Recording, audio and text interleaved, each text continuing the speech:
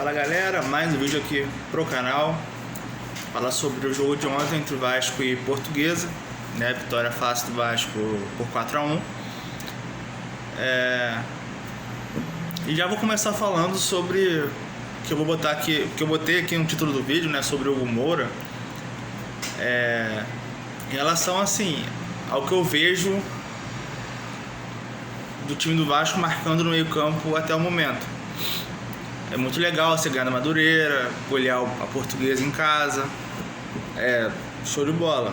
Mas eu vejo desde o jogo do Madureira, eu vejo que ali no meio da área ele tá um pouco de espaço, sabe? Eu acho que os três volantes, por serem muito técnicos, às vezes falta uma pegada. E dos três volantes que eu achei menos participativo assim, né, em relação à marcação, desarme e tal, foi o Tietê. Então assim, pensando nos clássicos, né, no nível de enfrentamento maior, talvez o Hugo Moura possa ser esse jogador mais como primeiro volante. Aí você pode botar o Paulinho de um lado, o Jair do outro, e aí você tem volantes mais construtores à frente do time, né, parte ofensiva. Acho que o Hugo Moura entrou bem ontem, mas não só por isso. Eu acho que ele é o único volante ali, né, que tem uma característica mais de primeiro. Ele tem um bom desarme, ele tem altura, ele tem físico, ele inverte muito bem as bolas, como foi ontem, coisa que a gente não vê dos outros volantes, né. Ele às vezes se apresenta na frente, como foi o caso. Então, na questão da marcação, eu fico um pouco assim, meio preocupado ainda, porque são três volantes muito técnicos, mas precisa às vezes um cara que tenha mais vigor físico, tenha mais características de marcação, entendeu? Então, ao meu ver, o Hugo Moura não pode ser descartado. Vamos lembrar que ele era titular absoluto e veio o Tietê e ele virou banco, tá? Sem contar que o Hugo Moura contra o próprio Boa Vista foi o melhor jogador do Vasco, né? Ele marcou, ele criou. Então assim, não dá pra gente também descartar ele, achar que não, porque veio o Tietê do Botafogo, foi campeão e tudo mais, que tá descartado. Vale lembrar que o Tietê também no Botafogo ele era banco, tá? Claro que era um nível diferente, mas ele era banco. Então é algo pro Carilli analisar. Porque assim, se a gente parar pra pensar, o Vasco contra o Madureira e contra o Portuguesa, o Vasco fez dois bons primeiros tempos. E aí no segundo o Vasco baixou um pouco o ritmo e tal. Desse jogo contra a Portuguesa, eu acho que o Vasco poderia ter voltado marcando em cima, pelo menos os primeiros 10 minutos, tá? Contra a Portuguesa. Mas o Vasco baixou um pouco e aí o Vasco não conseguia ficar com a bola, né? A Portuguesa estava mais confortável de trocar passe. O Vasco só conseguia matar a jogada mais pela intermediária defensiva. Então, e aí não estava legal. O Vasco conseguia ameaçar ofensivamente, teve que fazer as trocas. Então eu não sei se é uma postura do Carilli porque ele teve receio de ter tomado um gol, 2-1 e tal, ou se ele quer dosar a parte física. Realmente eu não sei. Mas não precisava ter recuado o time tão cedo, tá?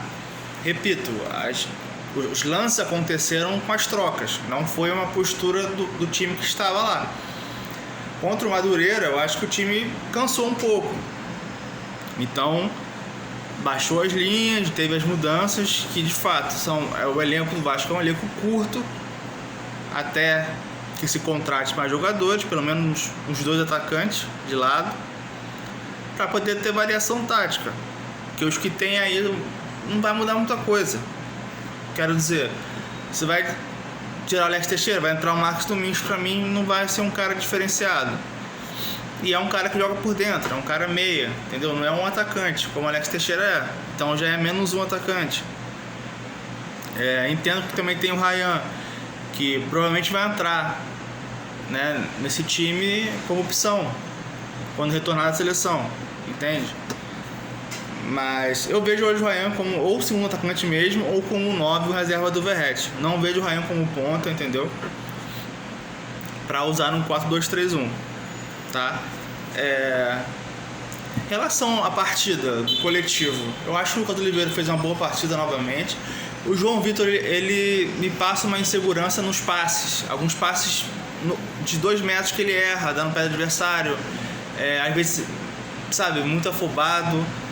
E preocupa, porque teoricamente ele seria o zagueiro principal do Vasco, né? Não só pela idade, mas pela capacidade física, né? O mais veloz ali. Então, sei lá, eu fico meio com a pulga atrás da orelha em relação a ele.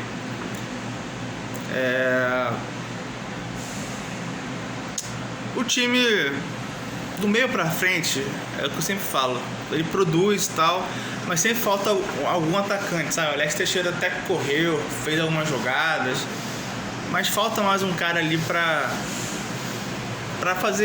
finalizar, um cara mais finalizador, porque a gente só tem o Verratti mesmo assim quando a bola chega nele, entendeu? Por exemplo, teve uma tabela, acho que com 3 minutos de jogo, que o Vasco, entre Coutinho, Paulinho e o Alex Teixeira, chutou fraco. Foi uma tabela interessante, triangulação interessante, mas não saiu o gol, o Alex Teixeira finalizou mal. E aí depois o Vasco foi fazer o gol mesmo com o Verratti, né, naquele lance do goleiro. Mas já tava melhor, entendeu? E aí é aquela coisa, né? Coutinho pega a bola, corta e bate, é o gol que ele sempre faz, né? Sempre fez a vida inteira. Então, assim, quando você olha pro banco, até repetiu eu falar isso, mas quando você olha pro banco não tem muitas opções, pelo menos ofensivas, tá? Então, assim, quando houve as trocas no segundo tempo, o time deu uma melhorada. Fôlego novo e tal. Quando eu falo de sair o Tietê para entrar o Moura, é porque eu acho assim, o Paulinho é um cara muito primordial na questão de, marcar e, criar, porque o Paulinho nesse esquema ele tá indo muito pelo lado, ele consegue fazer esse corredor para tentar ajudar o Piton, porque o Piton não tem ponta, então ele quase não joga. O Paulo Henrique também, tanto é que o Alex Teixeira tá caindo pela direita em alguns momentos, para ajudar ele lá, porque lá à esquerda você já tem um Coutinho, tem um Paulinho e tem um Piton. Então se botar mais o Alex Teixeira ali, fica desequilibrado, entendeu? Então quando você não tem muitos pontas, quem vai espetar mais na frente às vezes é o lateral. No caso do Paulo Henrique muitas vezes estava apoiando lá, chegando na frente. Nessa inversão de bola que acontecia da esquerda para a direita, o Paulo Henrique estava chegando muito na frente no mano a mano com o lateral da Portuguesa. E aí ele conseguia se dar bem, porque é um cara rápido e tal. Então, assim, acho interessante esse esquema. A gente viu que pode funcionar assim, que tem jogadores no meio campo que possam fazer a função, e independente de quem entra ou quem sai, eu acho que o nível pode continuar o mesmo. Temos o Matheus Cocão também, que é um cara que tem uma pegada boa ali, é um cara que tem um pouco de técnica, eu acho que é diferente. Em relação ao ataque, é uma coisa que sempre preocupa, né? Porque se o Carille quiser mudar o esquema, não tem jogador. A gente não tem já não vai ter mais o Emerson Rodrigues, né? Ainda bem. O Jean Davis não é esse cara. E não, na base, sabe, o Alegria acho que é muito garoto. A Copa São Paulo fez alguma coisa legal, mas profissional ainda não tá legal. E o Bruno Lopes pra mim é um centroavante, ele não é um cara de lado. Você pode até jogar ele e mais um cara, uma dupla, mas ponta não tem como, né? E é muito novo também ele. Então, cara, só contratando para tentar fazer o 4-2-3-1, que é pra mim o esquema que é tendência, mundial, né? A gente viu aí, anos 90, era 4-4-2, né? 2 volantes, 2 meias e 2 atacantes, um mais pelo lado, outro mais centralizado. E hoje o 4-2-3-1, ele, é o esquema que é mais usado. Por você ter amplitude, você ter o meia, o camisa 10, ele não precisa marcar tanto, você tem os pontas muito rápidos que fazem essa recomposição, né? Você deixa com mais liberdade o centroavante junto com o meia, né? O meia ofensivo, e aí você pode botar até o meia aberto, que é o caso do Adson, um meia rapidinho, que ele é para criar junto com o Coutinho. Muitas vezes, quem não lembra, o Adson ano passado, antes de se machucar, né? ele sempre pegava a bola de fora para dentro, às vezes saía da ponta para ir para o meio para ter uma superioridade. O Marcos Domingues, teoricamente, poderia fazer essa função, mas ele não é tão agudo, ele não vai tanto vertical, entendeu? Ele vai muito pro lado, é o que eu falo, ele peca nisso, e alguns passes errados, entendeu? O passe que ele deu pro PH, no gol do PH, foi um passe assim, que eu fiquei com medo dele errar, porque ele errou um passe até mais simples, poucos minutos antes, do próprio Paulo Henrique. Então, assim, eu acho que ele não pode ficar tão preso à ponta, entendeu? Ele é um cara que volta pra marcar e tal, mas não vai mudar a partida. Ele não é o Adson, entendeu?